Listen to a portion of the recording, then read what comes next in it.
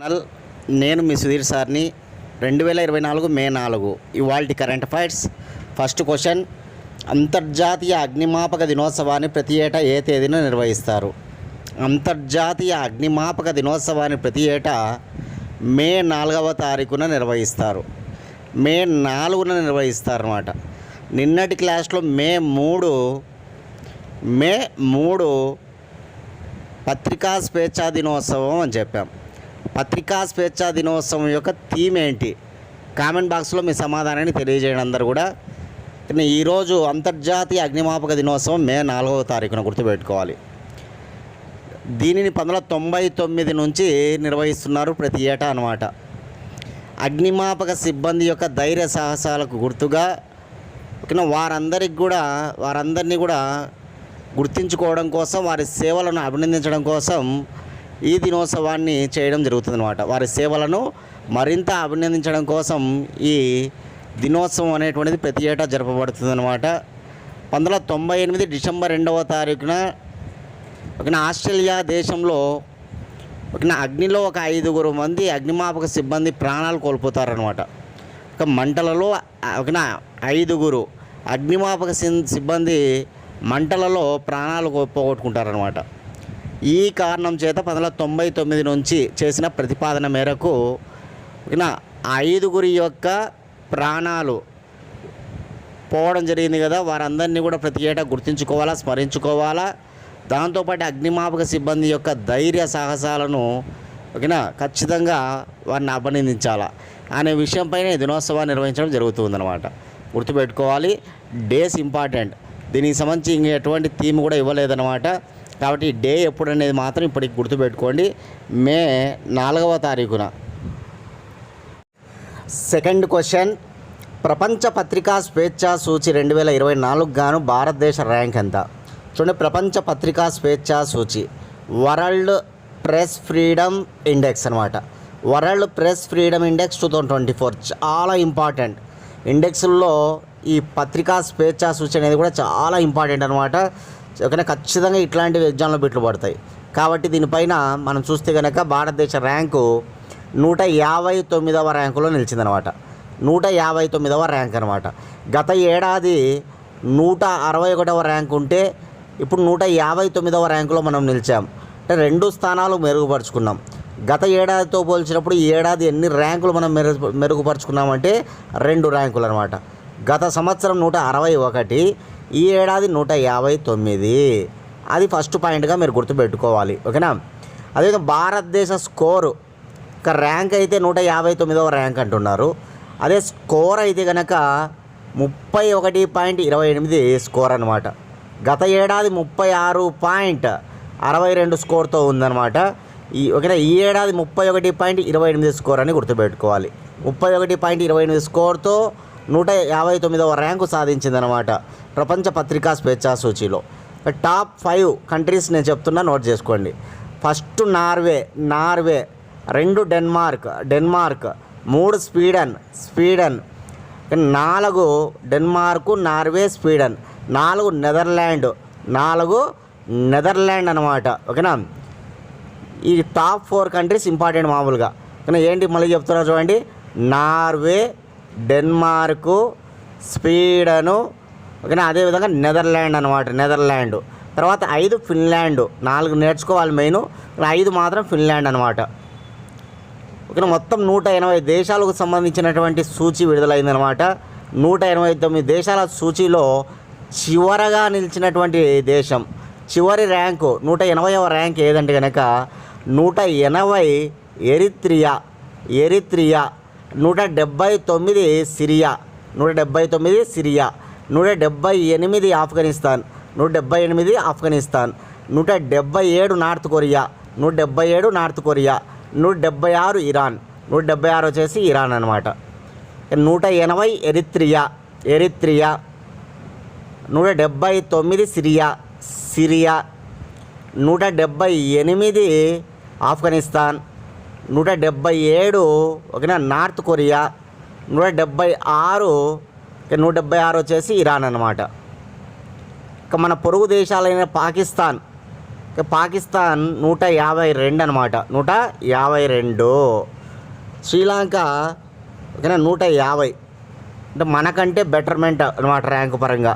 152 పాకిస్తాన్, 150 వచ్చేసి ఓకేనా శ్రీలంక గుర్తుపెట్టుకోవాలి. అమెరికా ర్యాంకు 55 అనమాట. యూఎస్ఏ ఓకేనా, యూఎస్ఏ వచ్చేసి ఓకేనా 55వ ర్యాంకులో నిలిచిందనమాట, గుర్తుపెట్టుకోవాలి.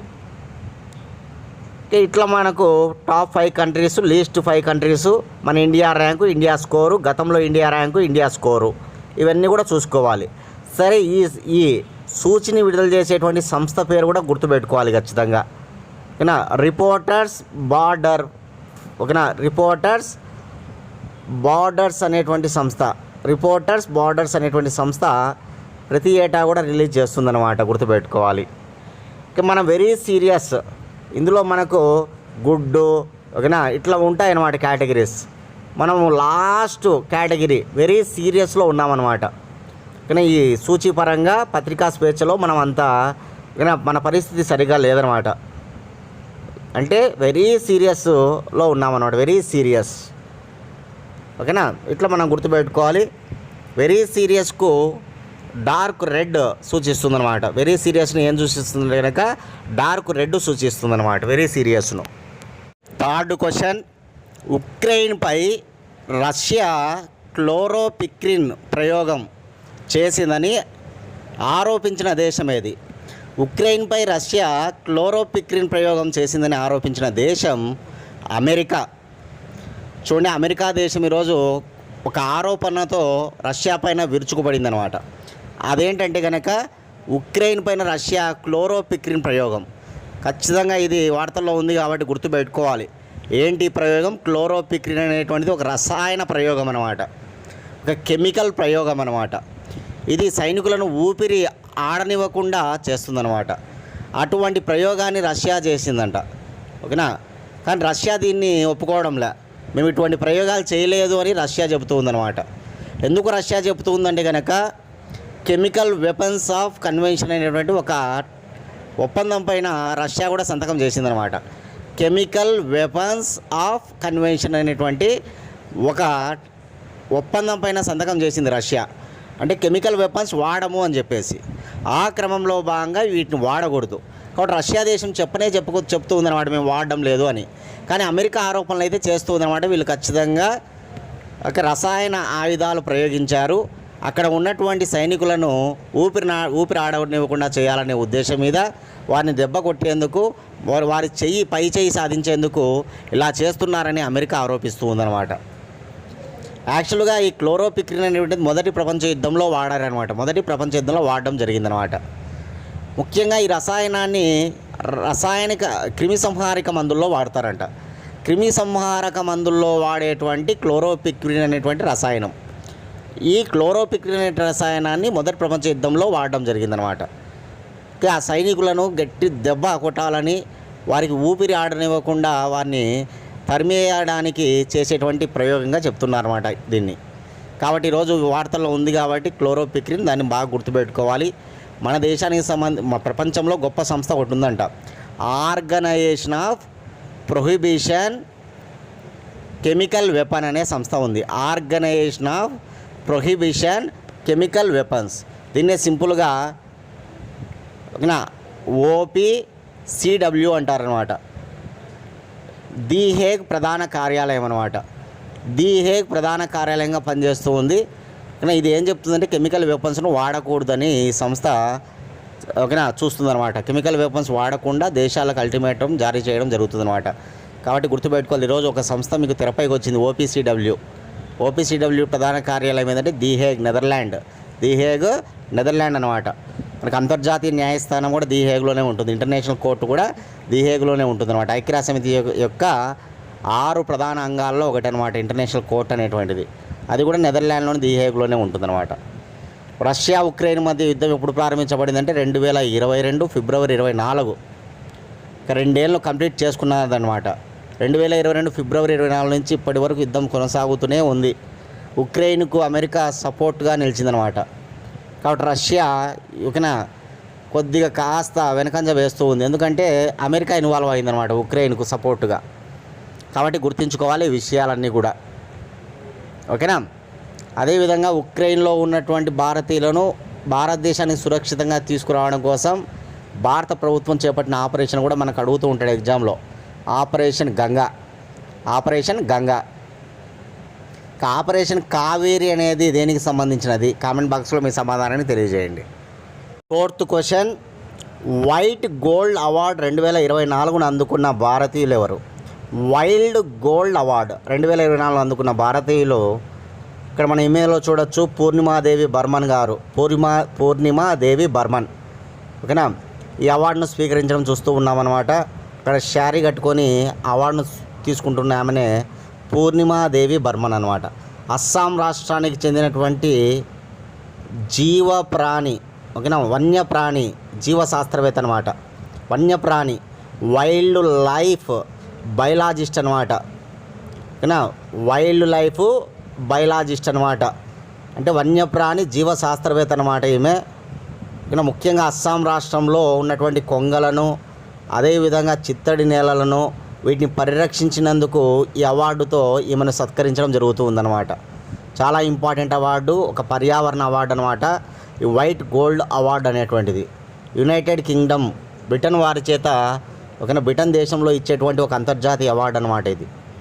ఇటీవలనే ఒక పర్యావరణ అవార్డు, గొప్ప అవార్డు గురించి మనం చెప్పుకున్నాం, గోల్డ్ మెన్ అవార్డు అని. గోల్డ్ మెన్ అవార్డును ఇటీవల పొందినటువంటి భారతీయుడు ఎవరు? అది కూడా పర్యావరణ అవార్డే. గోల్డ్ మెన్ అవార్డును పొందినటువంటి భారతీయుడు ఎవరు? కామెంట్ బాక్స్లో మీ సమాధానాన్ని తెలియజేయండి. క్వశ్చన్ నెంబర్ 5, న్యూయార్క్లో జరిగిన UNFPA కార్యక్రమానికి భారత్ నుంచి ఎవరు ఆహ్వానం అందుకున్నారు? చాలా ఇంపార్టెంట్ అనమాట. ఎందుకంటే ఐక్యరాజ్య సమితి ప్రధాన కార్యాలయం న్యూయార్క్లో జరుగుతూ ఉన్న సమావేశం ఇది. ఐక్యరాజ్య సమితి అనుబంధ సంస్థ UNFPA కార్యక్రమం అన్నమాట ఇది. UNFPA united nation fund for population activities అంటారు. United nation fund for population activities, జనాభా కార్యకలాపాల నిధి. ఐక్యరాజ్య సమితి జనాభా కార్యకలాపాల నిధి అనే సంస్థ చాలా గొప్ప సంస్థ అన్నమాట. 1969లో UNFPA ఎప్పుడు ఏర్పడి 1969 UNFPA ప్రధాన కార్యాలయం న్యూయార్క్, అమెరికా. ఓకేనా. UNFPA ప్రజెంట్ చైర్మన్ ఎవరంటే నటాలియా కనెమ్ అనమాట. సరే, UNFPA అనేటువంటిది స్థానిక సుస్థిరాభివృద్ధి లక్ష్యాలను చేరుకునేందుకు, స్థానికంగా సుస్థిరాభివృద్ధి లక్ష్యాల కోసం, సుస్థిరాభివృద్ధి లక్ష్యాలు, సస్టైనబుల్ డెవలప్మెంట్ గోల్స్, ఓకేనా, దీనికోసం ఈ కార్యక్రమం అనేటువంటిది జరుగుతూ ఉందన్నమాట. మహిళలు ముఖ్యమైన పాత్ర పోషిస్తున్నారు ఈ సమావేశంలో. అందులో భాగంగా భారతదేశం నుంచి 3 ఆహ్వానం అందుకున్నారు. ఆ 3 పేర్లు ఇప్పుడు మీరు నోట్ చేసుకోవాలి. నీరు యాదవ్ వచ్చేసి రాజస్థాన్, సుప్రియా దాస్ వచ్చేసి త్రిపుర, కునుకు హేమ వచ్చేసి ఆంధ్రప్రదేశ్ అనమాట. ఆంధ్రప్రదేశ్ ఒక సర్పంచ్ అనమాట ఈమె. వీళ్ళ 3 సర్పంచులు అనమాట. స్థానికంగా సుస్థిరాభివృద్ధి లక్ష్యాలు కాబట్టి ఇక్కడ సర్పంచులను ఆహ్వానించారనమాట. దానిలో భాగంగా మన ప్రాంతాల నుంచి 3 హాజరు కావడం జరిగింది. నీరు యాదవ్, సుప్రియా దాసు, కునుకు హేమ. రాజస్థాన్ నుంచి నీరు యాదవ్, త్రిపుర నుంచి సుప్రియా దాసు, ఆంధ్రప్రదేశ్ నుంచి కునుకు హేమ. చాలా చాలా ఇంపార్టెంట్, గుర్తుపెట్టుకోవాలి. సర్పంచులు అనమాట వీళ్ళ 3 కూడా. కాబట్టి ఇక్కడ ఆన్సర్ పై వారందరూ. ఓకేనా. క్వశ్చన్ నెంబర్ 6, ప్రపంచంలోనే తొలి CNG పవర్డ్ మోటార్ సైకిల్ను ఏ కంపెనీ ప్రారంభించినది? ప్రపంచంలోనే తొలి CNG పవర్డ్ మోటార్ సైకిల్ను ఏ కంపెనీ ప్రారంభించిందంటే బజాజ్ ఆటో. చూడండి, ప్రపంచంలో ఇంతవరకు ఎక్కడ కూడా ఈ compressed natural gas powered motor cycle అనేటువంటిది మనకు రిలీజ్ చేయలే. మొట్టమొదటిసారిగా ప్రపంచంలో ఆ క్రెడిట్ ఎవరికి దక్కబోతుందంటే బజాజ్ ఆటో వాళ్ళకు. బజాజ్ ఆటో జూన్ 18న మార్కెట్లోకి విడుదల చేయబోతున్నారన్నమాట. 2024 జూన్ 18వ తారీఖున మార్కెట్లోకి విడుదల చేయనున్నారన్నమాట. ఈ బజాజ్ ఆటో దీని గురించి ఏం చెప్తుందంటే కనుక అత్యంత చౌకైన మరియు సురక్షితమైనటువంటి ప్రయాణాన్ని ఇది అందిస్తుందని చెప్తుంది. అత్యంత చౌకైన మరియు సురక్షితమైన ప్రయాణాన్ని అందిస్తుంది. ఇలా CNG పవర్డ్ మోటార్ సైకిల్ అనేటువంటిదని చెప్తూ ఉంది. కాబట్టి గుర్తుపెట్టుకోవాలి. కానీ దీనివల్ల ఇది బాగా విస్తరణ అందుబాటులోకి వచ్చిందంటే కనుక ఓకేనా ఇతర కంపెనీలు కూడా ఇవన్నీ కూడా తీసుకొని వస్తాయి అన్నమాట ముందుకు. ఓకేనా, కాబట్టి గుర్తుపెట్టుకోవాలి, చాలా చాలా ఇంపార్టెంట్. ఎందుకంటే మొట్టమొదటి అనే అంశంతో ఉంది, సూపర్లేటివ్ టాపిక్ కాబట్టి గుర్తుపెట్టుకోవాలి. సాగ్జామ్ లోయ వద్ద ఏ దేశం రోడ్డు నిర్మాణం చేపట్టుతుండగా భారత్ నిరసన చేపట్టింది? చూడండి, సాగ్జామ్ లోయ వద్ద ఏ దేశం రోడ్డు నిర్మాణం చేపట్టిందంటే కనుక చైనా దేశం అన్నమాట. చూడండి, చైనా దేశం ఇక్కడ మన భారతదేశానికి లో జమ్మూ కాశ్మీర్, లడాక్ అనే 2 కేంద్రపాలిత ప్రాంతాలు ఉన్నాయి. జమ్మూ కాశ్మీర్, లడాక్ అనేటువంటి కేంద్రపాలిత ప్రాంతాలు 2019 అక్టోబర్ 31న ఏర్పడ్డాయి. జమ్మూ కాశ్మీర్ నుంచి లడాక్ వేరైంది. కాబట్టి జమ్మూ కాశ్మీర్ ఒక కేంద్రపాలిత ప్రాంతం, లడాక్ అనేది ఒక కేంద్రపాలిత ప్రాంతం. కానీ ఎప్పుడు 2019 అక్టోబర్ 31వ తారీఖున ఈ 2 కేంద్రపాలిత ప్రాంతాలు ఏర్పడ్డాయి అన్నమాట. ఇక్కడే మనం చూస్తే పాక్ ఆక్రమిత కాశ్మీర్ ఉంటుంది. ఈ పాక్ ఆక్రమిత కాశ్మీర్ వద్ద ఈ చైనా దేశం ఈ సాగ్జామ్ లోయ దగ్గర, సాగ్జామ్ వ్యాలీ, సాగ్జామ్ లోయ దగ్గర రోడ్ నిర్మాణాన్ని చేపడుతుందన్నమాట. యాక్చువల్గా ఇది ఇండియా పాకిస్తాన్ సంబంధించిన పాక్ ఆక్రమిత కాశ్మీర్ దగ్గర ఈ రోడ్ నిర్మాణం జరుగుతుందన్నమాట. అయితే చైనా దేశం పాకిస్తాన్లోకి ఒకవేళ ఈ రోడ్ నిర్మాణం నిర్మించినట్లయితే కనుక చైనా దేశం పాకిస్తాన్లోకి కూడా వెళ్ళొచ్చు అన్నమాట ఈ రోడ్డు నిర్మాణం ద్వారా. అదేవిధంగా మన భారతదేశానికి సరిహద్దుల్లో ఈ రోడ్ నిర్మాణం చేపడుతున్నారు కాబట్టి మనకు చాలా ఇబ్బంది అయ్యే అవకాశం ఉందన్నమాట. ఓకేనా, ఆటోమేటిక్గా రాకపోకలు బాగా ఈజీగా అవుతాయి. ఈ క్రమంలో పాకిస్తాన్, చైనా ఈ 2 దేశాలు కూడా మన దేశ సరిహద్దుల్లో ఇబ్బందులు కలిగించే ఛాన్స్ ఎక్కువగా ఉంటుందన్నమాట. కాబట్టి మన భారతదేశం దీనికి సంబంధించినటువంటి విషయం పైన నిరసన చేపట్టిందనమాట. మన భారతదేశానికి చైనాకు మధ్య యుద్ధం 1962లో జరిగింది. 1962లో జరిగిందనమాట, గుర్తుపెట్టుకోవాలి. ఓకేనా, మనకు చైనాకు మధ్య అత్యంత వివాదాస్పదమైనది మెక్మోహన్ లైన్ ఒకటి, మెక్మోహన్ లైన్. అదేవిధంగా line of actual control, LOAC అంటారు, LOAC line of actual control అనమాట. అదేవిధంగా గాల్వానా లోయ వద్ద కూడా అత్యంత తీవ్ర ఉద్రిక్త వాతావరణం ఉంటుందన్నమాట. ఓకేనా, ఇట్లాంటి వివాదాస్పదమైనవి మనకు కనిపిస్తాయి. ఓకేనా, గుర్తుపెట్టుకోవాలి ఖచ్చితంగా. అదేవిధంగా ఈ హిమాచల్ ప్రదేశ్, ఉత్తరాఖండ్, సిక్కిము, అరుణాచల్ ప్రదేశ్, హిమాచల్ ప్రదేశ్, ఉత్తరాఖండ్, సిక్కిము, అరుణాచల్ ప్రదేశ్ ఈ 4 రాష్ట్రాలతో సరిహద్దు పంచుకుంటుంది చైనా. అదేవిధంగా లడాక్ కూడా సరిహద్దుతో ఉంటుందన్నమాట, గుర్తుపెట్టుకోవాలి. ఓకేనా, రైట్. ఒక క్లాస్ ఎవరైతే ఫాలో అవుతున్నారో దయచేసి మీరు అందరూ కూడా లైక్ చేయండి, ప్లీజ్ అందరూ లైక్ చేయండి. అదేవిధంగా ఇంకా ఎవరైనా సబ్స్క్రైబ్ చేసుకోకపోతే సబ్స్క్రైబ్ చేసుకోండి. కనీసం మన ఛానల్ని 3కి మీ ఫ్రెండ్స్ ఎవరైనా ఉంటే షేర్ చేయండి. మీరు ఏ కాంపిటేటివ్ ఎగ్జామ్స్కి ప్రిపేర్ అవుతున్నా మన కరెంట్ అఫైర్స్ ఛానల్ రోజు కూడా వింటూ రండి. మీకు ఎవరికైనా ఈ కరెంట్ అఫైర్స్ బాగా ఉపయోగపడతాయి. ఓకేనా, 8th question, Oxford book store book cover prize, Oxford book store book cover prize 2024న అందుకున్న వారెవరు? ఆన్సర్ బావి మెహతా. చూడండి, ఇక్కడ పుస్తకం ఒకటి కనిపిస్తుంది మీకు. ఆ పుస్తకాన్ని డిజైన్ చేసింది, కానీ ఆ పుస్తకానికి కవర్ పేజ్ ఉంటుంది కదా, మనకి ఏ పుస్తకానికైనా ఒక కవర్ పేజ్ అనేది ఉంటుందన్నమాట. ఆ కవర్ పేజ్ని డిజైన్ చేసింది ఎవరంటే ఇక్కడ బావి మెహతా అనమాట. ఈ సందర్భంగా ఆక్స్ఫర్డ్ యూనివర్సిటీ, చూడండి గొప్ప యూనివర్సిటీ యొక్క ఒక పురస్కారం అనమాట ఇది. Oxford book store book cover prize అనమాట. దీన్ని అందుకున్నది ఎవరంటే కనుక బావి మెహతా. ఓకేనా, పుస్తకం పేరు వచ్చేసి ఏ బుక్, ఓకేనా, బ్యూటిఫుల్. పుస్తకం పేరేమో ఏ బుక్ బ్యూటిఫుల్ అనమాట. కానీ పుస్తకాన్ని రాసింది ఇక్కడ బావి మెహతా కాదు.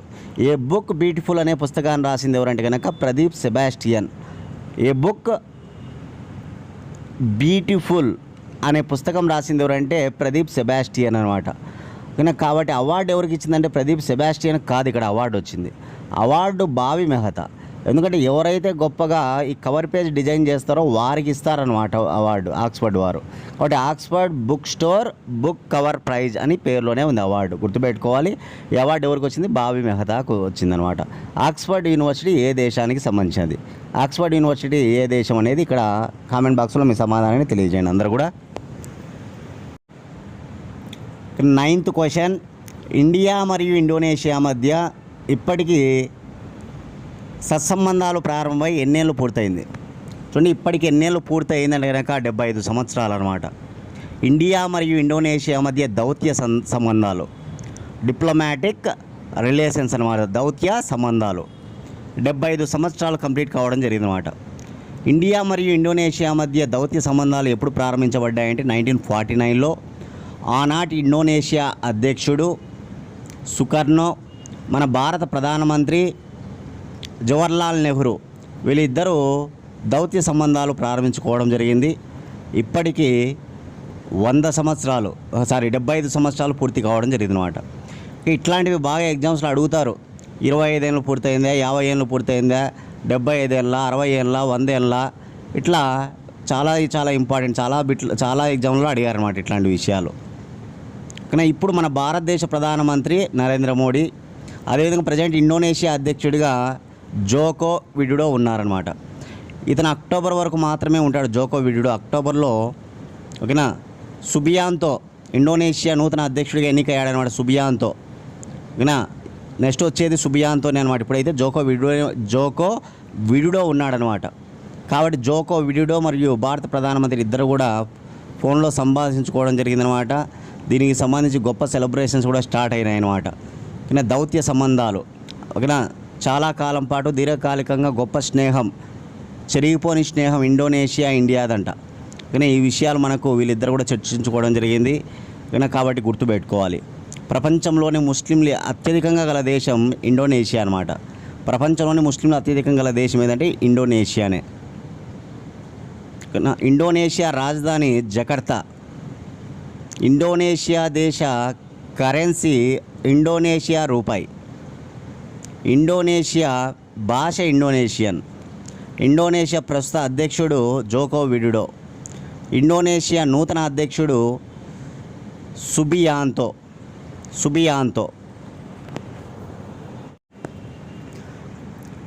మన ఛానల్ నుంచి 1 ఇయర్ కరెంట్ అఫైర్స్ ఉన్నాయి. వీటిని తీసుకోవాలనుకుంటే కనుక 8186006848 8186006848 అనే నెంబర్కి ₹100 ఫోన్పే చేసి అదే నెంబర్కి స్క్రీన్షాట్ పెట్టండి. 24 గంటల లోపల పీడిఎఫ్ ఫైల్ పంపబడుతుంది. డేట్ టు డేట్ విత్ ఎక్స్ప్లెయిన్తో ఉంటాయన్నమాట కరెంట్ అఫైర్స్. మీరు ఏ కాంపిటేటివ్ ఎగ్జామ్స్ ప్రిపేర్ అయినా ఈ కరెంట్ అఫైర్స్ మేము యూజ్ అయ్యే విధంగా తయారు చేయడం జరిగిందన్నమాట. కాబట్టి అందరూ కూడా యూటిలైజ్ చేసుకుని కేవలం ₹100 1 ఇయర్ కరెంట్ అఫైర్స్ అందిస్తున్నాం. ఓకే, లాస్ట్ క్వశ్చన్ చూద్దాం. ఇటీవల ఏ దేశంలో కొత్త రకం ఎంపాక్స్ వైరస్ అనేది వ్యాప్తి చెందింది? చూడండి, ఎంపాక్స్ వైరస్. చూడండి, ఇక్కడ ఒక మనిషికి చేతులు పైన ఎలాంటి, ఓకేనా, చర్మం పైన ఎలాంటి బొబ్బలు అంటే బుడపల్లాంటి బొబ్బలు వచ్చాయన్నమాట. ఎంపాక్స్ వైరస్ అనమాట. ఇది వ్యాప్తి చెందేటువంటి వైరస్. కాబట్టి గుర్తుపెట్టుకోవాలి. ఏ దేశంలో ఇటీవల బాగా ఇది వ్యాప్తి చెందిందంటే కాంగో దేశంలో. దీనికి సంబంధించి ప్రపంచ ఆరోగ్య సంస్థ కాంగో దేశంలో ఎంపాక్స్ వ్యాధి బాగా వ్యాప్తి చెందుతుంది. కాబట్టి అందరూ కూడా దీనికి సంబంధించిన నియంత్రణ చర్యలు చేపట్టండి అని చెప్పి ఇక్కడ సూచనలు జారీ చేయడం జరిగిందన్నమాట. ఆరోగ్య సూచనలు జారీ చేయడం జరిగిందన్నమాట ప్రపంచ ఆరోగ్య సంస్థ. ఏ దేశం అనేది ఇక్కడ గుర్తుపెట్టుకోవాలి ఖచ్చితంగా. కాంగో. ఇటీవల ఏ దేశంలో కొత్త రకం ఎంపాక్స్ వైరస్ ఇక్కడ వ్యాప్తి చెందింది మొదట అని అడుగుతారు. కాంగో దేశంలో. ఎందుకంటే రాను రాను వేరే దేశాలకు కూడా ఇది పాకే అవకాశం ఉంటుందన్నమాట. మొదటగా మాత్రం కాంగో అని గుర్తుపెట్టుకోండి. ఓకేనా. WHO world health organisation. WHO ప్రధాన కార్యాలయం జెనీవా, స్విట్జర్లాండ్. WHO ఏర్పడిన సంవత్సరం 1948. WHO ప్రస్తుత డైరెక్టర్ జనరల్ టెడ్రస్ అదానం అనమాట. ఇవి ఇవాల్టి కరెంట్ అఫైర్స్ అనమాట. కానీ ప్రతిరోజు కూడా కరెంట్ అఫైర్స్ ప్రతి ఒక్కరు కూడా ఫాలో కాండి. ఎందుకంటే రానున్నటువంటి ఎగ్జామ్స్కు మీకు మంచి స్కోర్ రావాలంటే కరెంట్ అఫైర్స్ మెయిన్ రోల్ పోషిస్తాయి.